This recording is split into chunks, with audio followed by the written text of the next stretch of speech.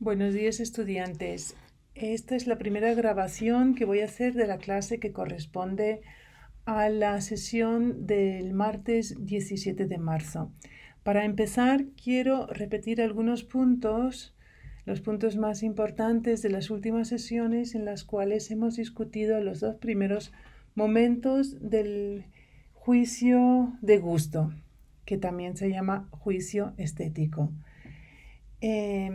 Voy a empezar con el primer momento del juicio de gusto según la cualidad.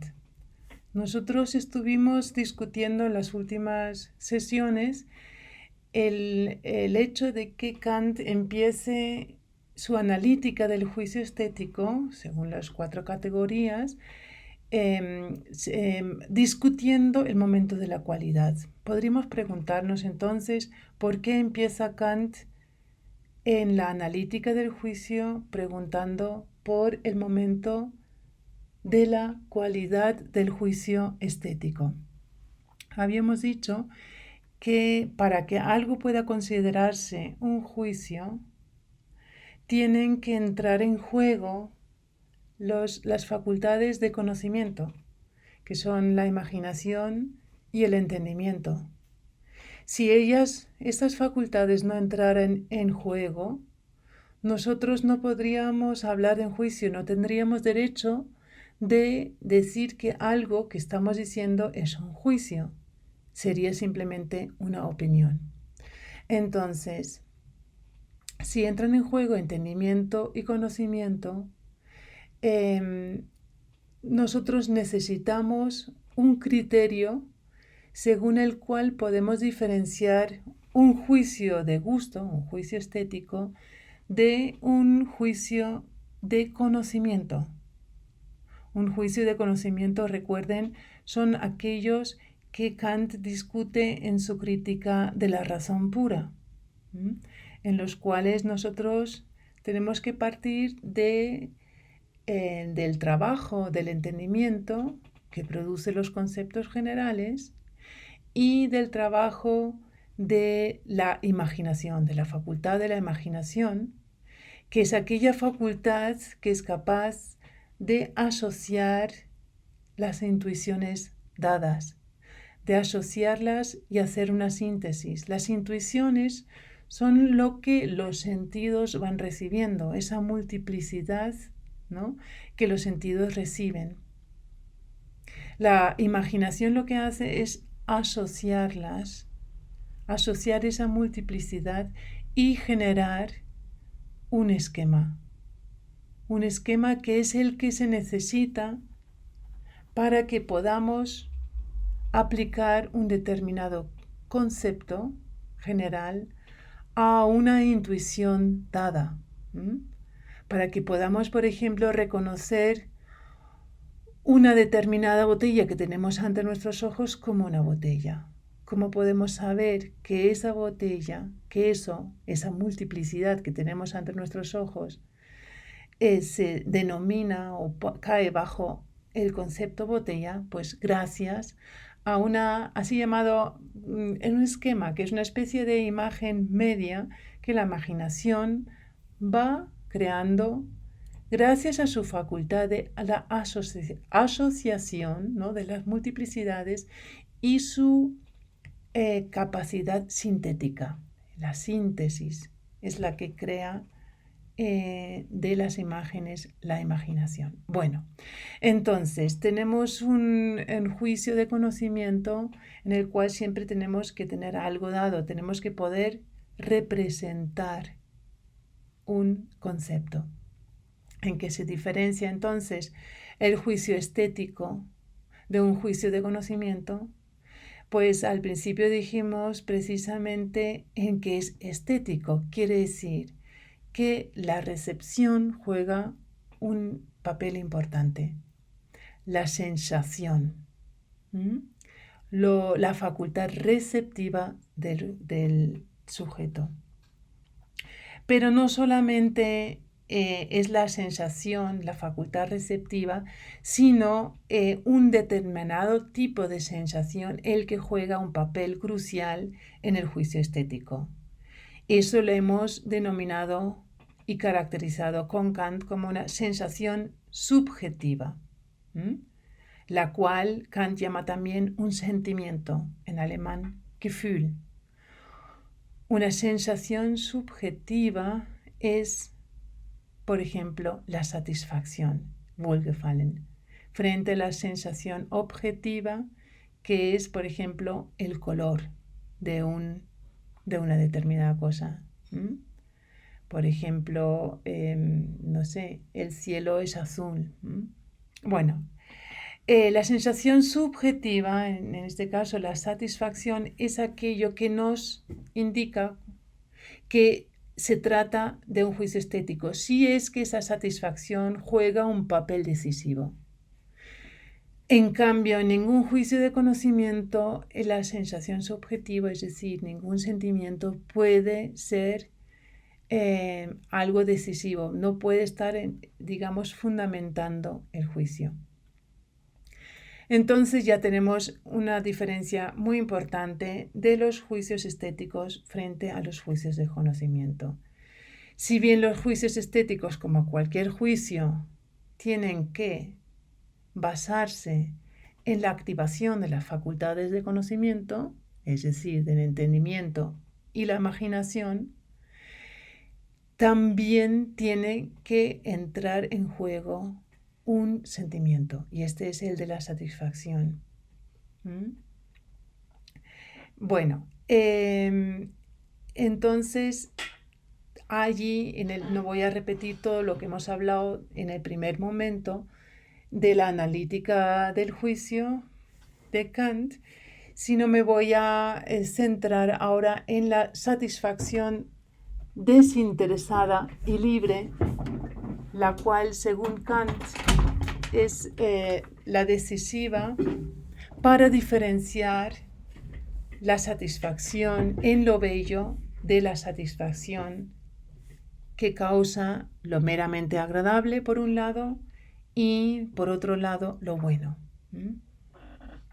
En el caso del juicio estético, el juicio se basa en una determinada satisfacción, en un tipo de satisfacción que Kant llama desinteresada y libre.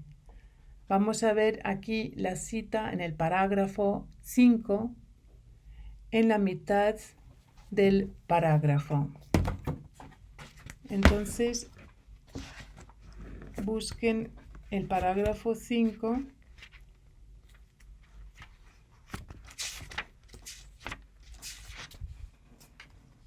en la mitad del segundo parágrafo, donde Kant dice lo siguiente.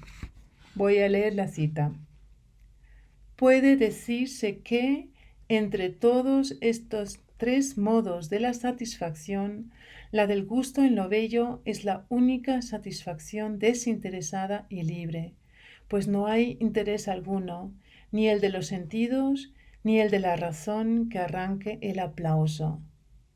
Por eso, de la satisfacción puede decirse en los tres casos citados que se refiere a inclinación, o a complacencia, o a estimación. Pues bien, complacencia es la única satisfacción libre. Quedémonos un poquito con este párrafo tan importante del parágrafo 5.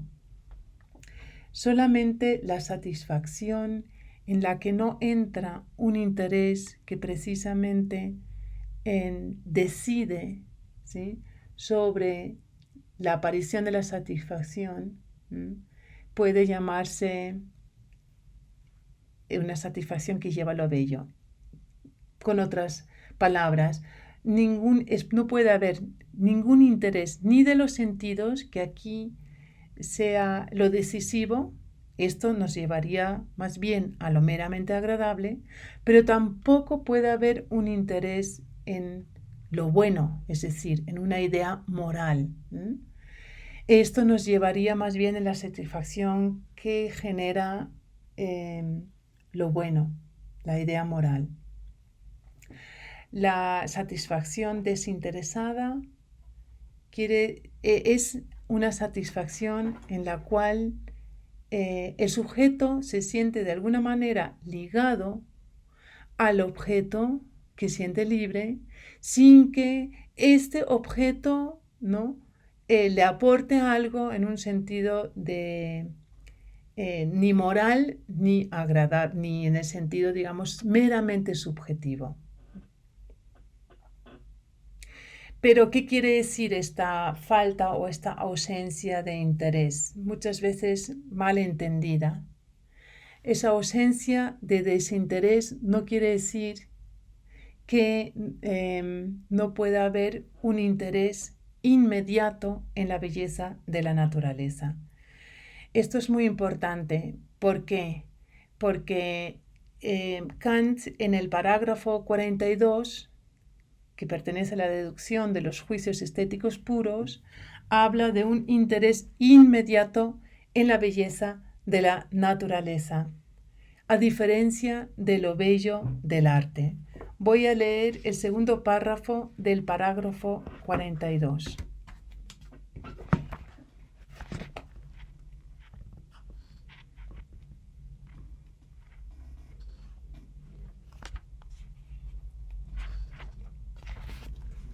Aquí dice lo siguiente. Esto es una añadidura que hago a lo que hemos estado discutiendo acerca de la falta de interés. Leo el segundo párrafo del parágrafo 42. Admito ciertamente de buen grado que el interés en lo bello del arte, incluyendo en él el uso artificial de las bellezas de la naturaleza para engalanarse y por tanto para la vanidad, no ofrece prueba alguna de que se posea un modo de pensar devoto de principios morales o solamente inclinado a ellos. Pero afirmo, en cambio, que tomar un interés inmediato en la belleza de la naturaleza, no solo tener gusto para juzgarla, es siempre un signo distintivo de un alma buena. Esto es algo muy interesante porque nosotros hemos estado discutiendo el hecho de que nosotros, cuando consideramos en la naturaleza algo bello, no queremos destruirla, ni queremos apropiarnos de ella, ni nos interesa por otra idea que nosotros podamos asociar con ella, aunque sea una idea moral. Nos produce esa satisfacción por su mera presencia y en su existencia. Entonces, lo que Kant dice en esta última cita que acabo de traer a colación es que nos interesa que aquello que nosotros consideramos bello, dicho de otra manera, que nos produce una determinada satisfacción desinteresada, nos interesa que esto siga existiendo. ¿Qué quiere decir esto? Que siga existiendo no porque a nosotros nos aporte algún beneficio, sea un moral o sea por lo agradable, sino nos interese simplemente por lo que es ese objeto de la naturaleza en sí mismo. Y eso es algo muy maravilloso. Eso nos muestra que de alguna manera la naturaleza nos ofrece productos a través de los cuales nos hace entender que podemos mantener una relación con una cosa particular, mejor dicho, con una cosa individual, sui generis, que nos podemos sentir ligada a ella sin que nosotros impongamos nuestra voluntad sobre ella, ni al revés, ni sin que nosotros sintamos que estamos dependiendo de ella. En ese sentido, es como una muestra o una prueba de una relación libre entre el sujeto y el objeto, entre el sujeto que siente la satisfacción de lo bello y el objeto que es considerado y es sentido como bello. En ese sentido, es una relación libre que al estar ligada, pero sin ninguna dependencia, se puede decir que hay un interés, como Kant lo llama, inmediato. Es el único interés que aquí puede entrar en juego. Y es curioso porque Kant dice que es solamente la belleza de la naturaleza la que es capaz de crear ese interés inmediato. Voy a leer un ejemplo que Kant pone aquí en el parágrafo también 42, el tercer párrafo. Les voy a leer el párrafo, pero con algunas correcciones mías de la traducción de García Morente, que en algunos casos no estoy muy de acuerdo con su traducción. Ustedes encuentran esta cita en el documento en Word que les adjunto también aquí. Empiezo a citar entonces el tercer párrafo del parágrafo 42. El que solo y sin intención de comunicar sus observaciones a otros considera la bella figura de una flor salvaje, de un pájaro, de un insecto, etc., para admirarla, amarla, no queriendo sentir su ausencia en la naturaleza, como si esto le causara algún daño y menos todavía le proporcionara alguna utilidad, ese toma un interés inmediato y ciertamente intelectual en la belleza de la naturaleza. Es decir, sin que tome parte aquí ningún estímulo sensorial y sin que él asocie algún fin con ella, es decir, con la existencia. Bueno, entonces vemos aquí que aunque la satisfacción es desinteresada, esto no quiere decir que no tengamos un interés inmediato en la belleza. Kant lo explica muy bien en este ejemplo, lo que quiere decir inmediato. El inmediato simplemente se refiere a la existencia, al interés en que aquello que yo considero como bello siga existiendo. Pero por él mismo, claro que a mí me crea una satisfacción, pero esa es una especie de satisfacción pura, no es una satisfacción mediada, quiere decir, no está ligada, no depende de ningún estímulo sensorial, es decir, de algo que solamente a mí me aporte algo, ¿no? A una sensación agradable, por ejemplo, y tampoco es un interés mediato por alguna idea moral. Si bien Kant en esta cita que les acabo de leer habla de y hace una referencia, ¿no?, digamos, a un indicio de una moralidad de aquel que es capaz de sentir esa satisfacción desinteresada, esto no quiere decir que una idea moral sea el medio a través de lo cual nosotros sentimos la satisfacción. Solo quiere decir que el hecho de que yo sea capaz de dejar libre el objeto que tengo frente a mí, al que yo considero bello, quiere decir el que me suscita una satisfacción, este hecho del que yo sea capaz de dejarle libre muestra que yo tengo una capacidad moral, es decir, dicho con otras palabras y con mis propias palabras, muestra que yo soy capaz de entablar una relación con un objeto, dejando que el objeto sea lo que él es en sí mismo, y sin embargo, sintiéndome de alguna manera ligado de manera positiva, ¿no?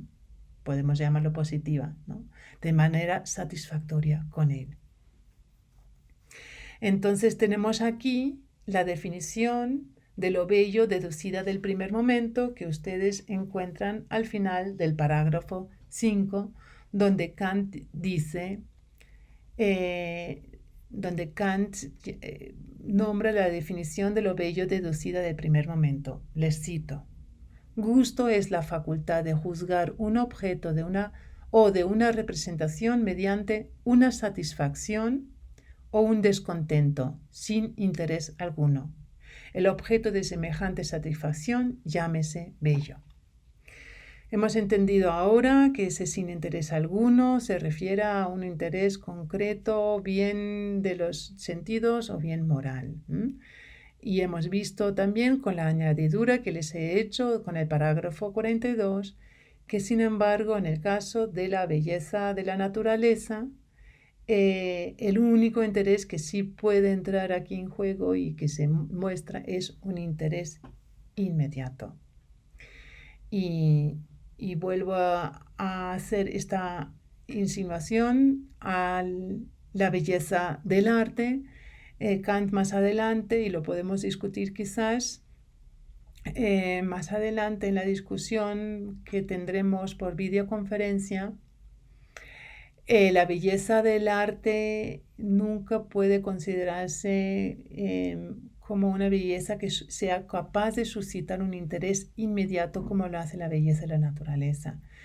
Kant ve la razón en el hecho de que la belleza del arte de alguna manera siempre está insertado de alguna manera en una relación social. Nosotros estamos acostumbrados a comunicarnos sobre el arte y expresar de alguna manera la satisfacción que sentimos frente a una obra de arte, ¿no?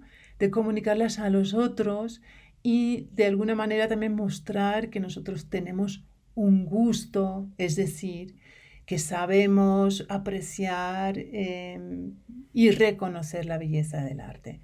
Y entonces ya no es tan puro, ya no es un interés inmediato como el que siente el que se va solo, ¿no? A considerar solo la naturaleza, a considerar una bella figura, una flor salvaje, escuchar el pájaro, etcétera, etcétera. Bueno, dejo aquí entonces esta primera repetición que he intentado hacer de los momentos más significativos del primer momento de la analítica del juicio estético, el momento según la cualidad. Repito, he hablado de la importancia de la diferencia del juicio estético frente al juicio del conocimiento. Esta diferencia nos lleva a considerar la importancia del sentimiento que entra en juego en el juicio del gusto, un determinado sentimiento que está ligado a la satisfacción, y allí es donde Kant necesita diferenciar los tres tipos de satisfacción. Tiene que diferenciar la satisfacción producida por lo bello de la satisfacción que produce lo meramente agradable por un lado y por otro lado de la satisfacción en lo bueno.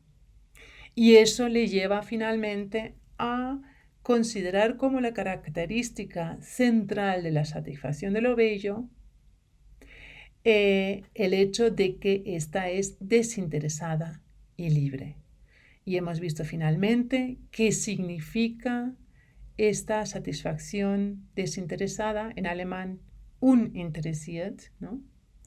Y en qué sentido podemos entender esa satisfacción libre que tiene varias dimensiones y en este contexto que acabamos de discutir, yo la he querido asociar con el tipo de relación que se entabla, que se establece, ¿no?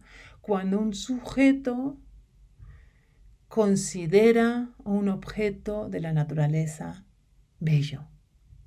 Esto es una relación libre en la cual el sujeto deja el objeto libre y considera dentro de sí la aparición también de una libertad. Pero eso ya nos llevará al segundo momento y aquí voy a parar entonces la grabación referida al primer momento de la analítica del juicio. Bueno, voy a seguir ahora con una repetición de lo que hemos hecho la vez pasada y también aquí voy a añadir algo. El segundo momento del juicio de gusto es el momento de la cantidad. Nosotros estuvimos discutiendo la vez pasada y la anterior también un poco sobre este segundo momento, el de la cantidad, cómo hay que entenderlo, cómo hay que entender el juicio del gusto con respecto a los diferentes tipos de juicios considerados según el momento de la cantidad. Repitamos, recuerden, un juicio considerado según el momento de la cantidad puede ser o bien universal, en alemán la palabra es allgemein, o puede ser particular, besonders, o puede ser singular, que García Morente traduce a veces como individual. Lo universal es, bueno, pues lo que se refiere a todas las botellas. Todas las botellas tienen una salida, una apertura, tienen un contenedor, etc. Lo particular es aquello que entra bajo un concepto general, mientras que lo singular es algo que es único. Es algo, lo estuvimos discutiendo en las últimas veces, que es prácticamente inasible, que es sui generis. Una persona que es única, por ejemplo, es einzeln, es singular. Ese es el sentido de la categoría de lo singular, en alemán einzeln.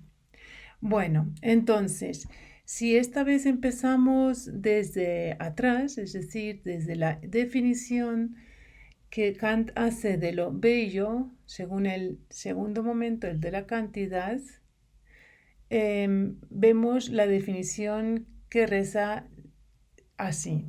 Dice, bello es lo que sin concepto place universalmente. Esto es lo que aparece al final del segundo momento del juicio.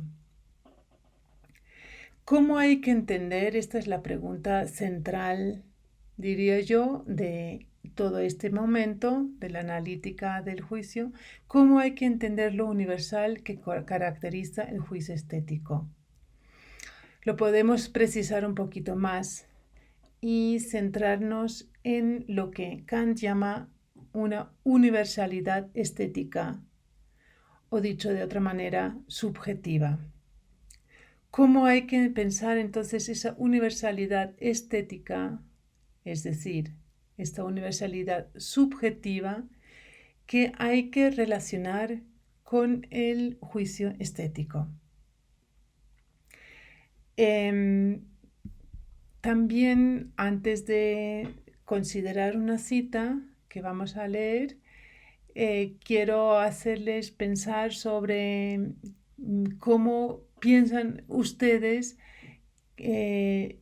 cómo caracteriza Kant el juicio estético. Más bien como un juicio que tiene que ver con lo singular o con lo universal. Parece como si esa definición al final de lo bello, según el momento de la cantidad, bello es lo que sin concepto place universalmente, solo se centrara en la dimensión universal. Pero como vimos la vez pasada y la anterior, no podemos quedarnos aquí. Y precisamente la fórmula de la universalidad estética, es decir, subjetiva, nos indica que hay que tener en cuenta igualmente la dimensión de lo singular, de lo individual, dicho de otra manera, de lo que es único. Vamos a intentar entonces entender esa paradoja. ¿En qué sentido el juicio estético, por un lado, apunta a lo universal, porque lo necesita, como pretensión, puesto que, como ya hemos resaltado en muchas sesiones, el juicio no solamente es válido para mí, sino que debe ser válido para cualquier persona. Y por otro lado, ¿cómo encaja esto en que, bueno, pues soy yo la que estoy dirigiéndome a un objeto singular, único, y estoy recibiéndolo estéticamente de tal manera que siento una satisfacción? Es decir, algo que parece ser subjetivo y en ese sentido parece como si apuntara a la dirección contraria de lo universal. Pero veamos la cita del parágrafo 8, el tercer párrafo. Entonces, abramos el libro, busquemos esa cita, el parágrafo 8, tercer párrafo, donde dice, lo tienen ustedes también en el documento de Bird. Pero aquí hay que notar, ante todo, que una universalidad que no descansa en conceptos del objeto, aunque solo sean empíricos, no es en modo alguno lógica, sino estética, es decir, que no encierra cantidad alguna objetiva del juicio, sino solamente subjetiva. Para ella uso yo la expresión validez común, en alemán Gemeingültigkeit, que indica la validez no de la relación de una representación con la facultad de conocer, sino con el sentimiento de placer y dolor para cada sujeto. Voy a hacer un pequeño salto y sigo leyendo, pero de una validez universal subjetiva, es decir, de la estética que no descansa en concepto alguno, no se puede sacar una conclusión para la validez lógica, porque aquella especie de juicios no se refiere en modo alguno al objeto.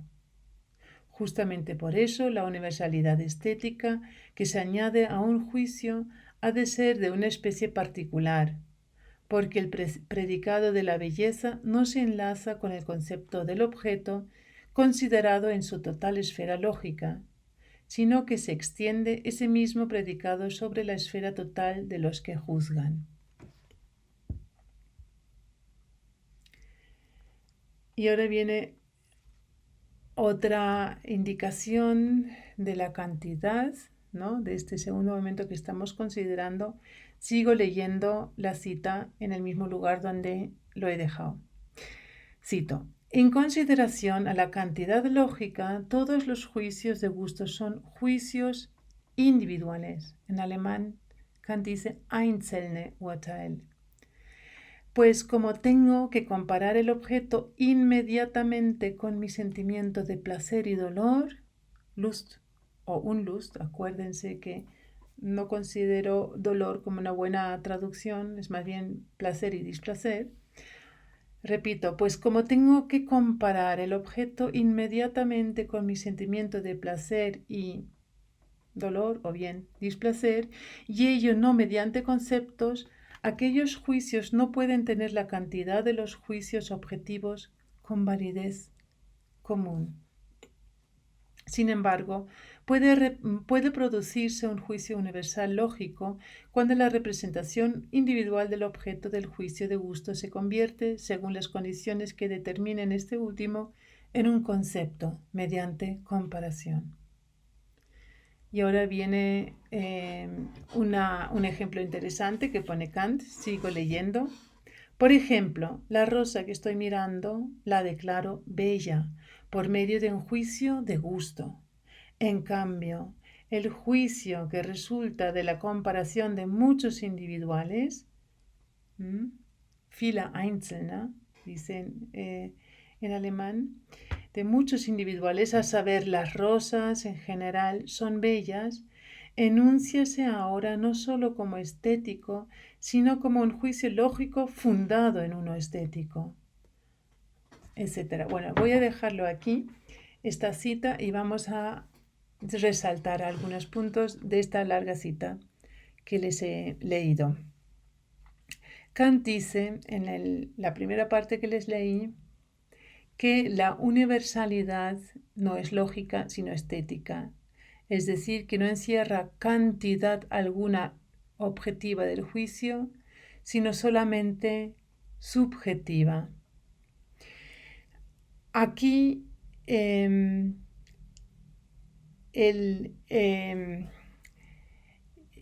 la cantidad a la que se refiere no es una cantidad objetiva, sino subjetiva en el sentido de que lo universal no se refiere a aquello que estoy juzgando, porque no estoy juzgando todas las rosas, sino una rosa, sino esa universalidad se refiere más bien al sujeto que la está juzgando.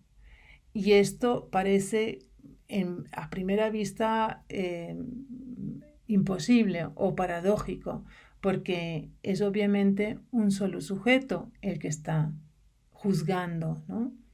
Así como está juzgando solamente sobre un objeto, que vamos a ver enseguida a continuación, que es uno solo, es un sujeto.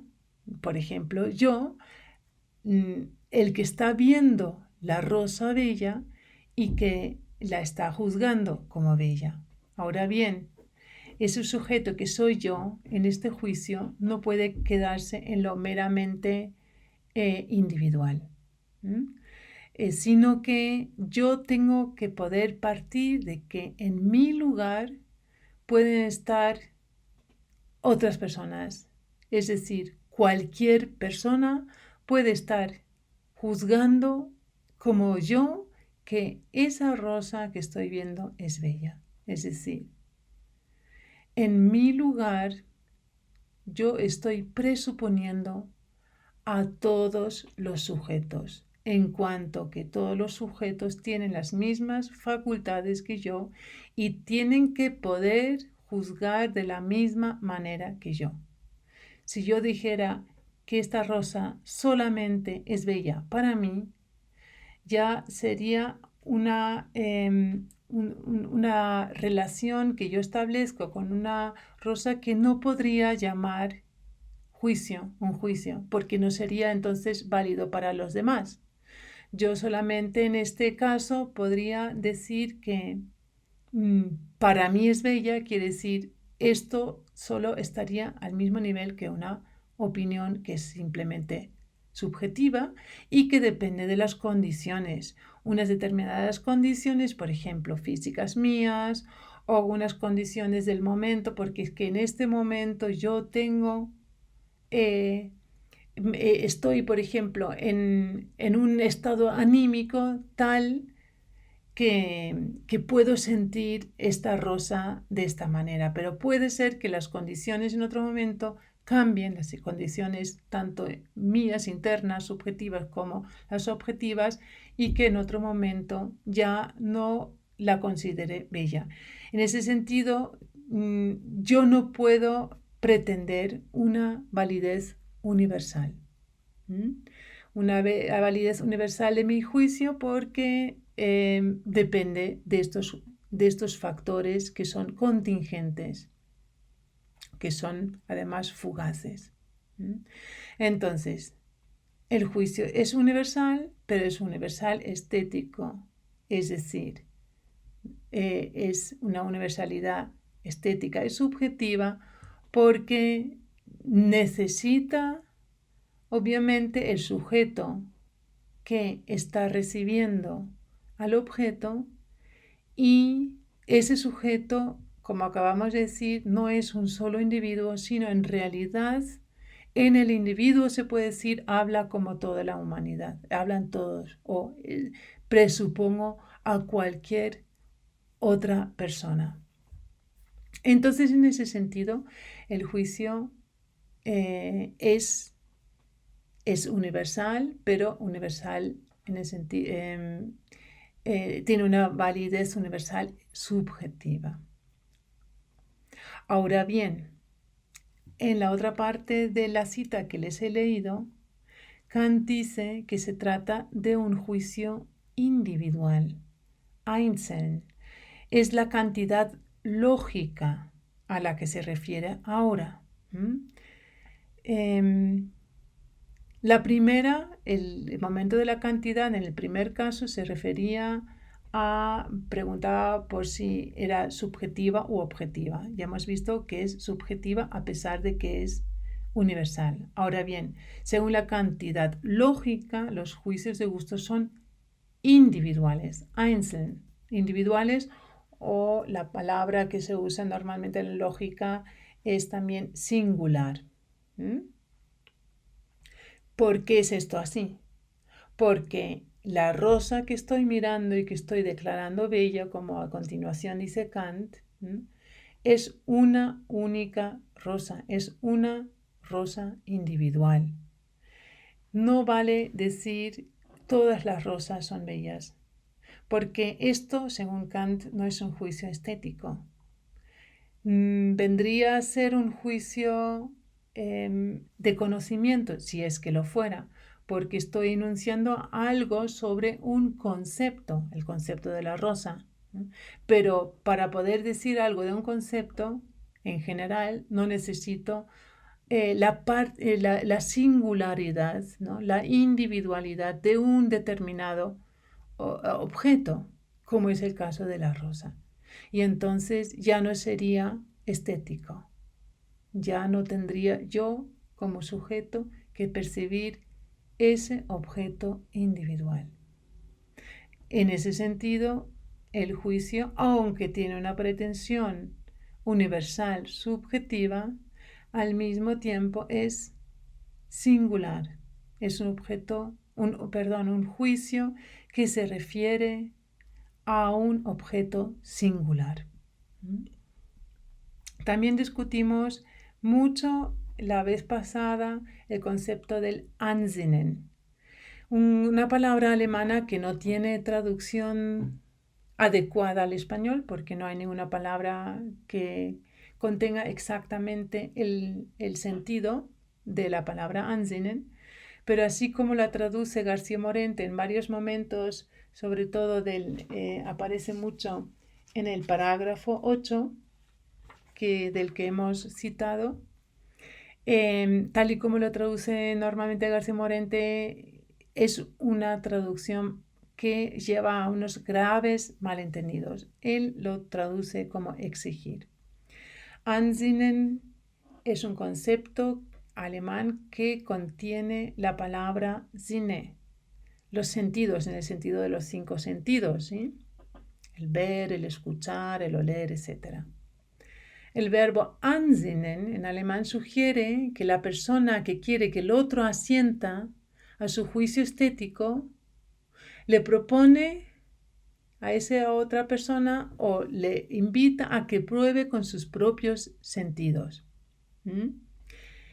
Entonces, si yo quiero que alguien se adhiera a mi juicio estético y que también finalmente diga esta rosa, por ejemplo, es bella, lo que tengo que hacer, según Kant, es proponerle a esta persona que se acerque a la misma rosa, a esta rosa individual, que la contemple, que tenga una actitud contemplativa, que establezca un tipo de relación con esta rosa en la cual él abre sus sentidos para recibirla, pero sin devorarla, ¿no? O sin intentar buscar alguna ventaja o alguna utilidad. Eso lo dijimos en la otra parte, en la primera parte que les grabé. Ese Ansinnen entonces es proponer que el otro se ponga en la misma actitud estética como en la que yo estoy frente a este objeto que yo considero como bello y que abra sus sentidos de tal manera que tenga la posibilidad de que también en él se produzca ese sentimiento de satisfacción un sentimiento de satisfacción del que él piensa que no es solamente, no se debe a unas cosas particulares de él mismo, sino que se fundamenta en un sentimiento que todos los seres humanos pueden compartir, podrían al menos en principio compartir. En ese sentido, repito otra vez, el verbo ansinnen no es exigir. Yo no puedo exigir, como traduce García Morente, al otro que asienta a mi juicio estético. Solo puedo ansinnen, quiere decir, puedo proponerle ponerse en mi lugar, intentar esa actitud estética, abrir los sentidos, ¿no? Probar con sus sentidos y ver si le ocurre lo mismo que a mí, que siente una satisfacción sin que él pueda decir unas determinadas razones o unos determinados fines, ¿no? Que posiblemente le impongan esa satisfacción. Solo si él se siente, como yo, libre de cualquier interés particular, entonces puede estar seguro de que esa satisfacción tiene la posibilidad de pretender una universalidad. Quiere decir, puede esperar que cualquier otra persona pueda también tener esa misma satisfacción. Vamos a leer al respecto la cita del parágrafo 8 en el 7º párrafo. Busquemos la cita del mismo parágrafo, el 7º párrafo, que es además el último párrafo de ese parágrafo. Entonces leo. Ahora bien, es de notar aquí que en el juicio del gusto no se postula nada más que un voto universal de esa clase. Hay que decir que voto universal es en alemán allgemeine Stimme. Lo que García Morente traduce como voto es una Stimme en el sentido de que yo doy mi voto por una cosa y está bien traducida así. Lo que pasa es que en alemán Stimme tiene también otro significado más y ese es la voz. Es decir, y Kant juega precisamente con esos dos significados de Stimme, que significa por un lado voto y por otro lado voz universal. Eso lo vamos a ver enseguida otra vez porque la presuposición de una, presunta voz universal es interesante con respecto a esa pretensión de esa universalidad subjetiva, ¿no?, que tiene el juicio estético. Vuelvo a leer entonces otra vez desde el principio la cita. Ahora bien, es de notar aquí que en el juicio del gusto no se postula nada más que un voto universal de esa clase, concerniente a la satisfacción sin ayuda de conceptos, por tanto, a la posibilidad de un juicio estético que pueda al mismo tiempo ser considerado como valedero para cada cual. Giramal en alemán. El juicio de gusto mismo no postula la aprobación de cada cual, pues esto solo lo puede hacer uno lógico universal porque puede presentar fundamentos. Solo exige, y aquí es donde Kant dice ansinnen, entonces exige no es una buena traducción, digamos mejor, solo propone a que pruebe cada cual con sus propios sentidos para ver si consigue también esa aprobación como un caso de la regla, cuya confirmación espera no por conceptos, sino por adhesión de los demás. Aquí Kant por adhesión dice Beitritt. Beitreten, el verbo beitreten, adherirse, significa también como tiene un sentido plástico muy bonito. Treten es como pisar, ¿no? Beitreten es cuando uno se acerca a alguien, se junta a alguien, ¿no? Entonces, esa adhesión, el Beitritt, quiere decir que, bueno, alguien de alguna manera, pues, ha mostrado que está de mi lado, que se ha puesto a mi lado, se ha colocado a mi lado. Bueno, sí, lo que yo quería resaltar aquí, y ya lo he dicho antes, es ese voto universal, esa Allgemeine Stimme, que es como si fuera también una voz universal. No postulamos, no podemos postular más que un voto universal, pero no podemos exigir al otro que apruebe lo mismo, lo que yo acabo de juzgar, que no podemos exigir que él sienta lo mismo. Podemos esperar, eso sí, que de alguna manera una voz universal que presuntamente pues descansa en todos nosotros, aunque quizás latentemente, se pronuncie. Podemos esperar que esa voz universal, como si fuera, bueno, una única voz, se pronuncie. Pero no podemos exigir que concretamente la otra persona diga lo que yo quiero que diga. Tenemos que poder esperar que sí sea capaz de adherirse, es decir, de acercarse, de ponerse a mi lado y de alguna manera encontrar esa voz universal que habría que presuponer de alguna manera, si es que es verdad que el juicio estético tiene derecho de pretender esa universalidad. Y de eso parte Kant. Aquí podemos añadir un párrafo del parágrafo 33 de la deducción de los juicios estéticos puros. Vamos a buscarlo más adelante. La deducción no la vamos a poder analizar y discutir como lo estamos haciendo con la analítica, porque no nos va a dar tiempo en el seminario.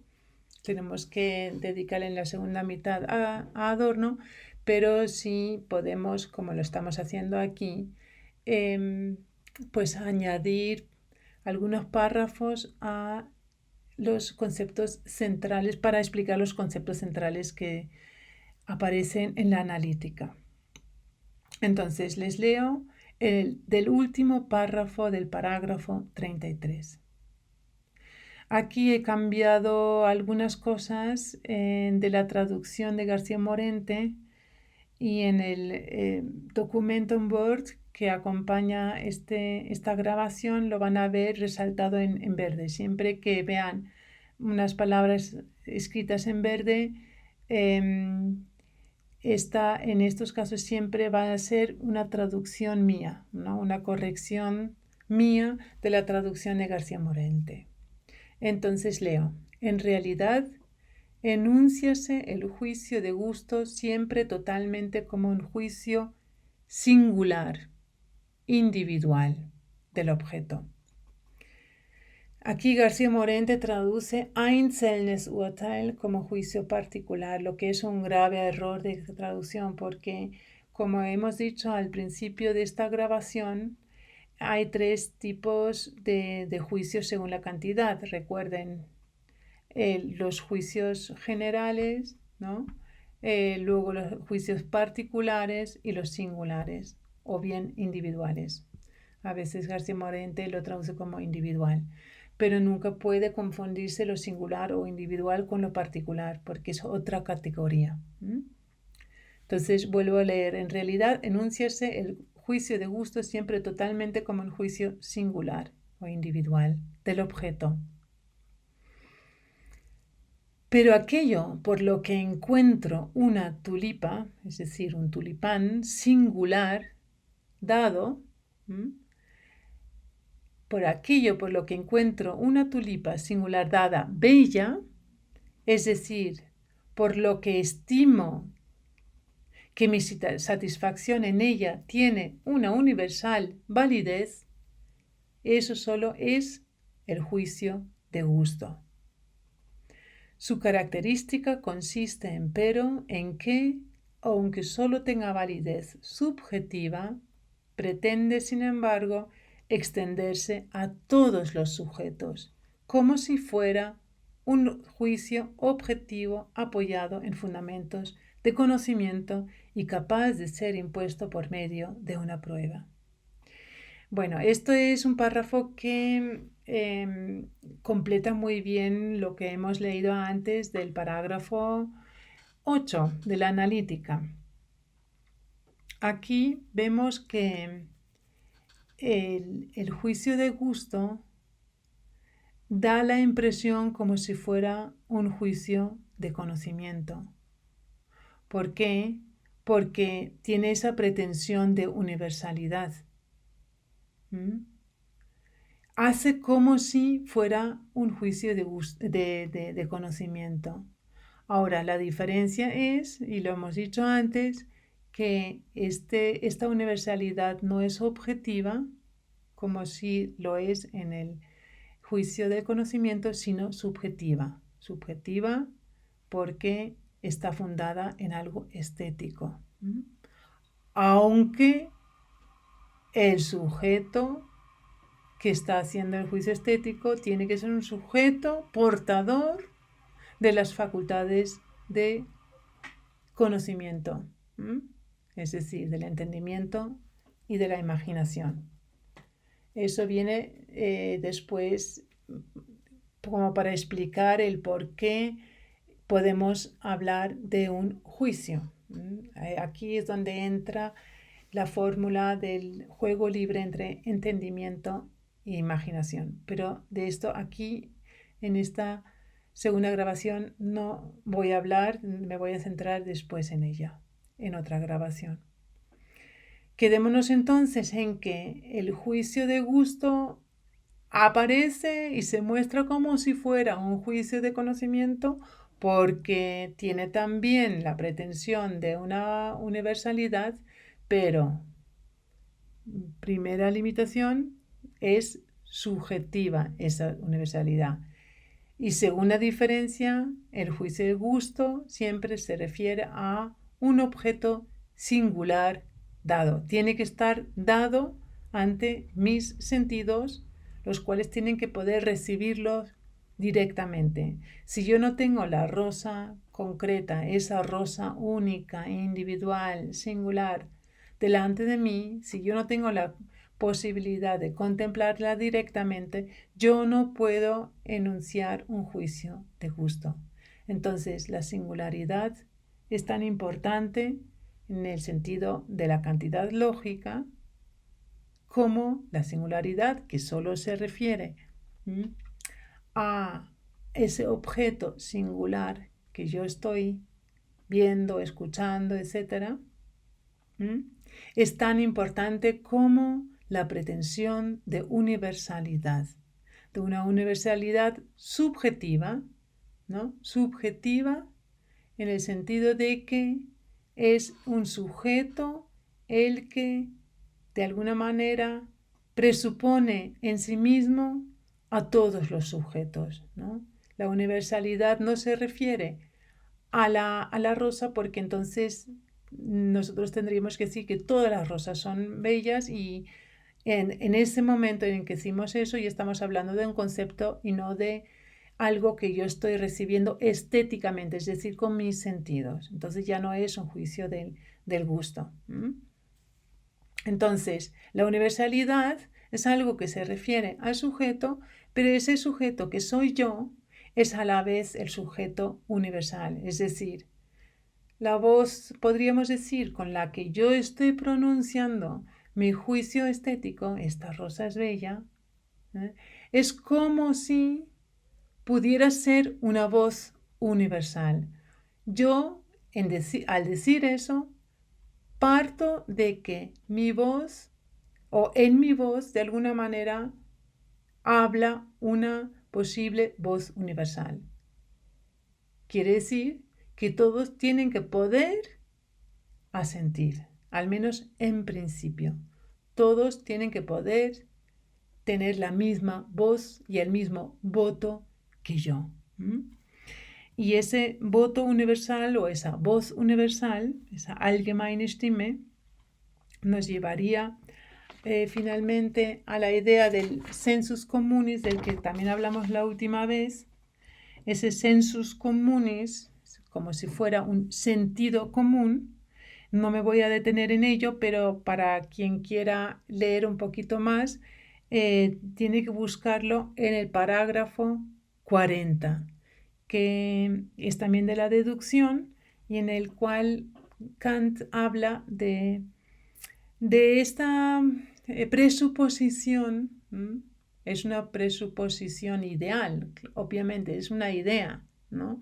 Nadie puede comprobar la existencia real de un sentido común, es decir, como lo mismo que con esa voz o ese voto universal, esa existencia no la puedes demostrar, solamente la puedes presuponer, y esa te da el fundamento y el derecho de decir que mi juicio, ¿no?, de lo bello no es una cuestión solamente de un capricho mío, sino que tiene un fundamento universal, con lo cual yo tengo que poder esperar que todos sientan lo mismo, tengan la misma satisfacción y puedan decir también esto es bello. Entonces, así como yo presupongo, solamente es una presuposición, presupongo la idea de un voto o una voz universal, de la misma manera yo podría presuponer un sentido común, es decir, un sentido que todos los seres humanos compartirían, que fuera compartido o universal y el mismo para todos. Bueno, voy a dejar aquí esta segunda grabación y entonces seguiré en la siguiente con el juego libre entre la imaginación y el entendimiento.